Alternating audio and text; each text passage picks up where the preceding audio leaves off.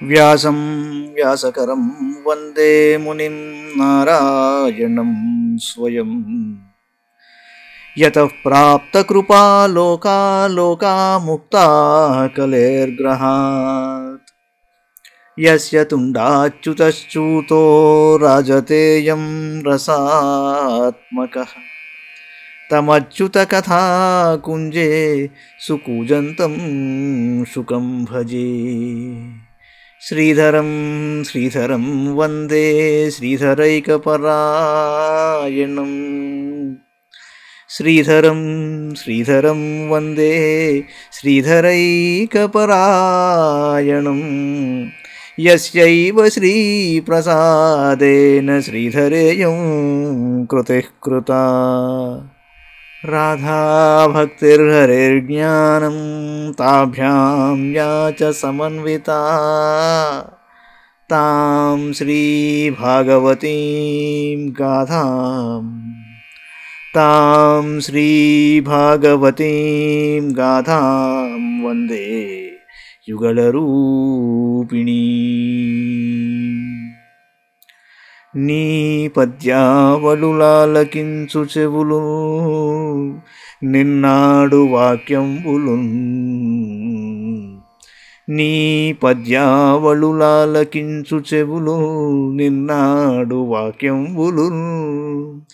నీ పేరంబనిసేయు హస్తయుగముల్ నీ మూర్తిపై జూపులు. నీ పాదంబుల పొంత మ్రొక్కు శిరముల్ నీ సేవపై జిత్తముల్. నీపై బుద్ధులు మాకు నిమ్ముగరుణం. నీపై బుద్ధులు మాకు నిమ్ముగరుణం. నీరేజ పత్రేక్షణ నీరేజ పత్రేక్షణ.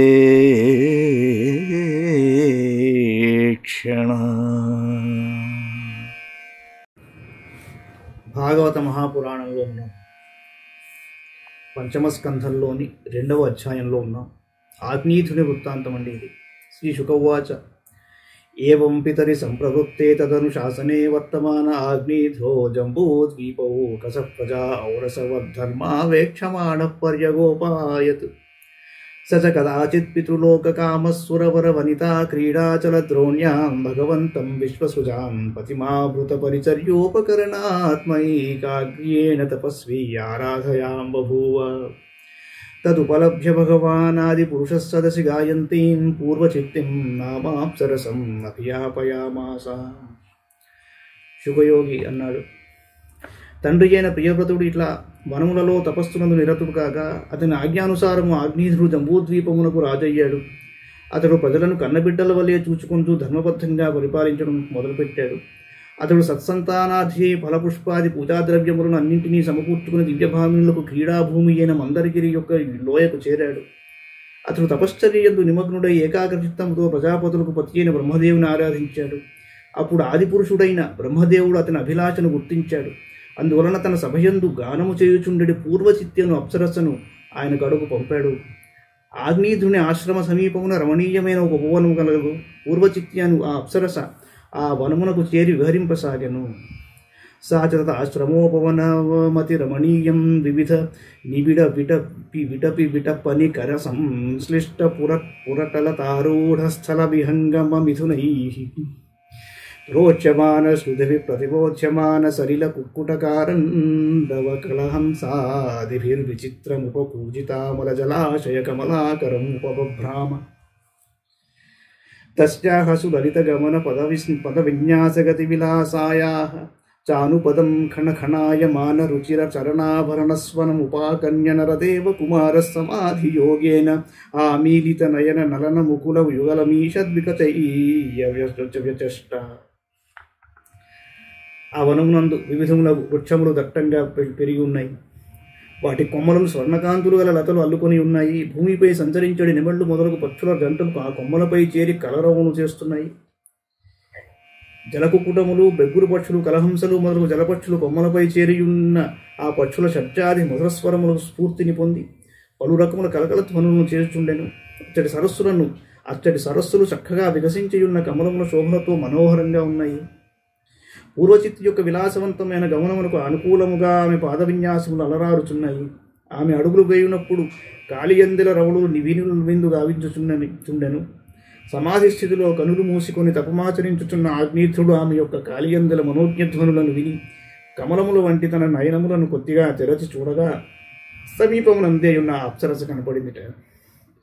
తామే వావిదూరే మధుకరీమివ సుమనస ఉపజిఘ్రం తేం దివిజ మనుజ మనోనయనాహ్లాదదుఘైర్గతి విహార వీడా వినయాపలోక సుస్వరాక్షరా వయవై సుస్వరాక్షరా వయవై మనసి నృణాం కుసుమాయుధశ్చ విదధతేం వివరం నిజముఖ విగలితామృతా సభాషణామోదమదాంధమధుకర నికరోపరిరోధేన ఋతపద విన్యాసేన వల్గుస్పందనస్తన కలశకబర భార రసనాం దేవీం తదవలోకనేన వివృతావసరస్య భగవతో మకరధ్వజస్య వశముపనీతో జడవదితి హోవాచ.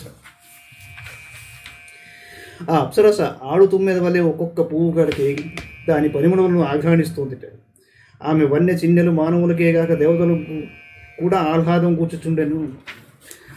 ఆమె ఒయ్యారపు నడకలు సిగ్గులను ఒలకపోయొచ్చు చంచనములైన ఆమె వినయ వీక్షణములు మధురములకు పలుకులు పరిపుష్టములై ఆకర్షణీయముగానున్న ఆమె హృదయ వైభవమును పురుషులలో మన్మథ వికారములను రేకెత్తుచుండెను. దరహాసముతో ఆమె మాట్లాడుతున్నప్పుడు మత్తుగొలిపిడి అమృతమయమైన తేనెలలోకి లుచున్నట్లుండెను. ఆమె నిట్టూర్పుల సువాసనలకు ఆకర్షితులైన తుమ్మెదలు ఆమె ముఖ కమలముపై ముసురుకొనుచుండెను. వాటి నుండి తప్పించుకున్నట్టుకు ఆమె త్వరగా నడుచుండగా కలశముల వంటి ఆమె కుచములు కదలడుతుండెను. కొప్పు జారిపోవచుండెను. ఒడ్డాణము సడలిపోతోంది. ఆమెను చూసినంతనే ఆగ్నేయుని హృదయంలో శృంగార భావములు మొలకెట్టెను. కామవశుడైన ఆ రాజకుమారుడు ఆమెను ప్రసన్నురాలింగా చేసుకున్నట్టుకు ఉన్మత్తుని వలె ఇలా అన్నట్ట. కాత్వం చికీర్షసి చ కిం మునివర్య శైలే కాత్వం చికీర్షసి చ కిం మునివర్య శైలే మాయాసి కాపి భగవత్పరదేవతాయాః విజ్యే వివర్ష్టి ధనుషీ సుహృదాత్మనోర్థే కిం వా మృగాన్ మృగయసే విపినే ప్రమత్తాన్ బాణావిమౌ భగవతశ్చతపత్రపత్రౌ శాంతావపుం ఖరుచిరావతి తిగ్మదంతౌ శాంతావపుం ఖరుచిరావతి తిగ్మదంతౌ కస్మై యుయుంక్షసి వనే విచరన్న విద్మః క్షేమాయనో జడధ్యాం తవ విక్రమోస్తు శిష్యాయి మే భగవతః పరితః పఠంతి గాయంతి సామసరహస్యమజస్రమీశం యుస్మక్షికా విలులితాః సుమనోభివృష్టీః సర్వే భజంతి యశిగణా ఇవ దేవేదశాఖాః. మునివర్య, నీవు ఎవరు? ఈ పర్వతముపై ఏం చేస్తున్నావు? ఏం చేయాలనుకుంటున్నావు? నీవు పరమపురుషుడైన శ్రీహరి యొక్క మాయవా? మిత్రమా, నీవు అల్లెత్రాడు లేనట్టు 2 ధనుస్సులను ఎలా ధరించినావు? నీవు ఆశించుచున్న ప్రయోజనం ఏమిటి? ఈ సంసారారణ్యమున నా వలె మత్తిలిన మృగములను వేటాడదలిచావా? కమలదళముల వంటి నీ 2 బాణములు రెక్కలు లేకుండా ప్రశాంతంగా ఉన్నాయి. అవి సుందరములై అగ్రభాగములో ఎందు పదును చేరి ఉన్నవి. నీవు ఈ బాణములను ఎవరిపై ప్రయోగించాలనుకున్నావో, ఎవరిని జయించుటకై తిరుగుచున్నావో మేము ఎరుగము. అయినను నీ పరాక్రమం మా వంటి జడబుద్ధులకు శుభంకరమైనదే అవుగాక. మహాత్మా, నీకు నలువైపులు చేరి ఉన్న నీ శిష్యులు సామ మంత్రములను పఠించుచూ వాటిని గానం చేస్తున్నారు. రహస్యార్థయుక్తములైన ఆ సామవేద గానములతో ఆ శిష్యులు భగవంతుని స్తుతించుచున్నట్లున్నారు. ఋషులు వేదశాఖలను అనుసరించుచున్నట్లు నీ శిష్యులు నీ కొప్పునందలి పుష్ప పరిమళములను సేవించుచున్నారు. బ్రాహ్మణోత్తమ, నీ చరణములనేది పంజరములలో బంధింపబడిన తిత్తిర పక్షుల కూజితములు వినపడుచున్నవి. అంటే తైత్తిరీయ ఉపనిషన్ మంత్రముల అర్థం. కానీ ఆ పక్షుల రూపము మాత్రము కనబడటలేదు. వాచం పరం చరణ పంజర తిత్తిరీణాం బ్రహ్మన్న రూపముఖరాం సునమామతుభ్యం లబ్ధా కదంబ రుచిరం కవిటం కబింబే యశ్యామలాత పరిధిక్వచ వల్కలంతే. నీ నడుముపై కదంబ కుసుమము యొక్క కాంతి ఎక్కడి నుంచి వచ్చింది? వాటిపై అగ్నిమండలము వలె కనపడుతున్నది. నీకు ఈ వల్కలము ఎక్కడిది?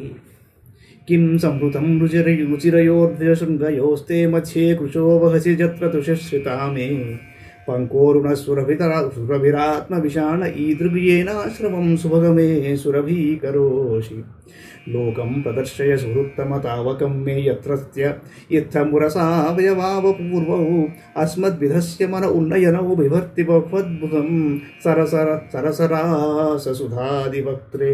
మిత్రోత్తమా, నీ యొక్క అందమైన రెండు శిఖరముల మధ్య ఏమి నింపబడినది? తప్పక వాటి మధ్య అమూల్యములకు రత్నములే నిండి ఉండవచ్చును. అందువలననే నీ నడుము వాటి బరువును మోయిచు కృషించిపోవచ్చున్నది. అదియే నా దృష్టిని ఆకర్షించుచున్నది. భాగ్యశాలి, నీ శిఖరములపై ఎర్రని లేపనము ఎక్కడిది? దాని పరిమళము నా ఆశ్రమమునందు ఎంతటను గుబాళించుచున్నది. మిత్రోత్తమా, నీవు ఉండేటి ప్రదేశమును చూపుము.